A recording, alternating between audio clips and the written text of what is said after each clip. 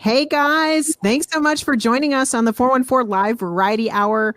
I know you guys were going to come into the studio. I have brownscrew here with me, Song of the Year winners at the 88.9 Music Awards and Emerging Artist of the Year at Summerfest. It's the incredible brownscrew. Thanks so much. Hey, thanks for having us, Aisha. We excited. Where are you guys joining me from? I'm home. We actually were just talking about this. I actually skipped Ayuda Mutua today and to be somewhere quiet and be able to do this. So I'm in the comfort of my home, but I was thinking about doing it from there, but it might have been too busy.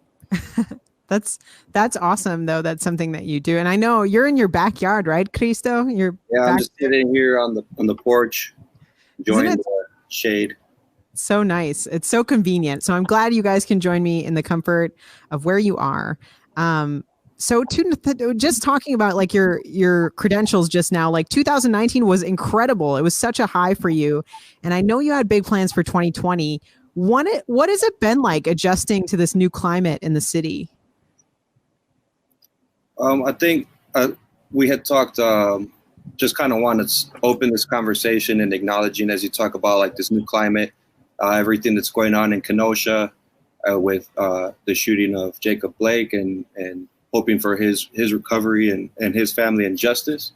So we did just want to start with that statement.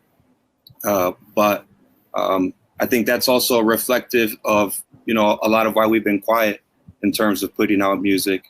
Initially it was kind of like everything going on with COVID-19 and the pandemic. We had some big shows lined up, including a Bucks game. Shout out to them for striking. We had a show planned for being with y'all in the studio, as you mentioned. And so we're just kind of like, we'll just kind of take this break with the quarantine. And then as the uprisings came in May, we had just released Autonomia right before that, which actually speaks about police brutality and corruption within government. So it was kind of strange that came right in that time. But then after that, decided like we need to be conscious of the fact that we are in a Black genre, and everything that's going on right now, the music that we had scheduled to go out wasn't necessarily relevant to what's going on, and maybe it doesn't have to be, right? But if that's the case, we need to create space for the Black artists to have their voices elevated.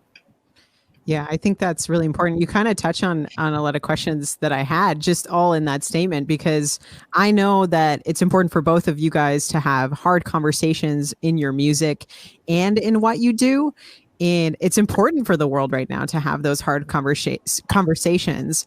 So in that respect, in this time of kind of, leaving space for people, have you started to kind of think about that and create music in that vein that might be up and coming when the space is right for you? Yeah, I mean, speaking for myself, I mean, creators are going to create, whether it's shared content or not. I mean, I have stuff that I probably will never share, but there's definitely been times where, we're plugging into different areas of our hoods in ways that we can help in our capacity. So I haven't been as diligent in working in the beginning of the uprisings on music, just because my attention, my focus, my energy was going elsewhere, and by choice, right? Like that was a choice I actively made, and and I'm happy with that choice. But creation is something that we're always doing, and I wrapped up about 2 or 3 songs this past weekend. Shout out to AQ in Chicago. I was able to get some things done down there, and they're in the vault. I'm in no rush to share right now the space. Like I said, my mind and my energy is directed towards other areas right now that I feel are more important, but that doesn't mean that we're not creating. So definitely have some stuff that I'm very, very excited to share, really eager to share, but also being very conscientious in how we're moving and what it is that I'm sharing and why am I sharing it. Right. And so, also trying to take inspiration from all this madness, right? Like our music already touches on those things, but really being reflective on what's going on. And, art and revolutions or art and movements go hand in hand. So what role are we playing? Right. And so just keeping that in mind in the creation process for myself. Yeah, and your identity is in your music, which is something I want to ask. I love to ask this question. And with you two, I don't actually know the answer of your origin story of like how you met as both, you're both Mexican American. You met, you do bilingual, you do both languages in your music, which is unique and I think important and something that I really appreciate. So I just wanted to know how you guys did come together in the first place and why you chose to keep both languages in your music and the Caribbean sound. I love this unique flavor, so I want to know it all. For sure. You want to talk about Oaxaca real quick, Chris? I mean, that's really the roots. Yeah, I mean, I've known Step Outs forever, almost since middle school through high school. But brownscrew really came out of a trip we took to Oaxaca. Up until that point, you know, where's Oaxaca for the people that don't know, Chris? Oaxaca, Mexico, southern Mexico. One of the most eco-diverse regions, one of the highest concentrations of indigenous people in Mexico. And so we went to go work with some friends on there that do documentaries, involved with the teacher movement. The concept of autonomia even came from our experience on that trip. I think up until that point, we had just been kind of freestyling at parties and it was all cool. And you know, when we would show up, people would be like, oh, it's, you know, my friends, they rap and this and that. And we were kind of like, well, let's do something. Sebas was the one that I think that really pushed me to be like, let's start recording. Let's come up with a name. And we had a few, and some of them were corny and some of them were tight. And maybe people think brownscrew is corny. I don't know, but that's the one that just felt right. It stuck. Yeah. Even recently, we thought about, you know, rebranding right before we kind of came out of a slumber, before we dropped Militis and all of that. We talked about maybe rebranding, and brownscrew is just feels right, and I think people really mess with it. So I like it a lot. Just to add to that real quick too, I feel like including those things in our music too, like it's just like with everything, in order to know where you at and where you going, you got to know where that's coming from, right? So just like recognizing too, like that we're examples of the diaspora and that we're trying to tell our stories, right, and not have them told for us. And so just trying to like create with that in mind. So yeah, and that's something I kind of wanted to touch on too, is I know that I think I saw something recently that pre-pandemic you were telling stories and narratives to the youth out there. Can you talk to that a little bit? Yeah, for sure. I mean, that isn't the first, like, I guess, like youth engagement kind of like talk that we've done. It's something that we've done even pre-brownscrew. And, you know, again, speaking for myself, I don't want to put words in Cristo's mouth. But I know that we're both really enjoy working with youth, especially in our community, especially youth of color.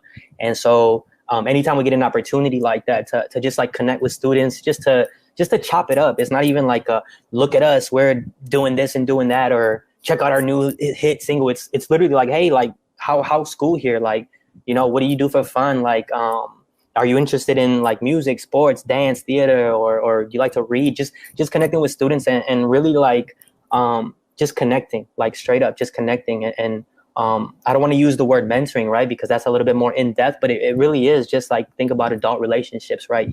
It's a give and a take kind of transactional. So like making sure that we get a lot from these interactions as well, whether it be energy or affirmations or like learning how to better do things as well when it comes to connecting with young people.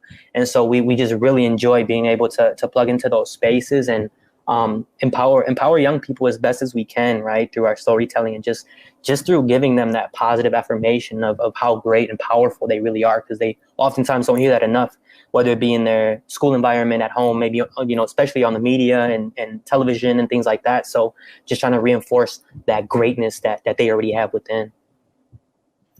I think quick note to add to that, it kind of something I forgot to mention on the last question in terms of like the storytelling and why we choose to infuse English and Spanish and these influences. You know, we grew up speaking English and Spanish and Spanglish in some cases. You know, we would kind of go back and forth. Should this song be completely in English? Should this song be completely in Spanish? You know, so we have some that are either or. But I think, you know, there's always been nods to mixing the two. And I think that that's something that a lot of the youth can relate to, kind of being in between these different worlds. Absolutely. Well, before we leave you, I want to know, how can our Radio Milwaukee listeners support you? I got a couple ideas. I mean, they can support us by just, anytime if there's something that we do or that we create, giving feedback is always welcome. Checking us out on any social media platform, obviously. But something I think even greater that they could do to support us is recognizing that Black Lives Matter, and a call to action for the cop murderers who killed Breonna Taylor, Elijah McClain, paralyzed Jacob Blake, and the list goes on, right? And so I guess they could help us out by a call to action. So if you got a paper and pen real quick, calling the U.S. Attorney for the Eastern District of Wisconsin. You can call them at 414-297-1700 and demand the immediate release of protesters and protectors who are being detained by federal agents. And also a call to Wisconsin Governor Tony Evers at 608-888-1665 and demand that he remove the National Guard and the feds from Wisconsin. So that's a way that you can help us out, get that word out. That music stuff and all that, we'll get to that. We'll get to that soon. Absolutely. Well, thank you so much for having the hard conversations with us here and joining us on 414 Live Variety Hour.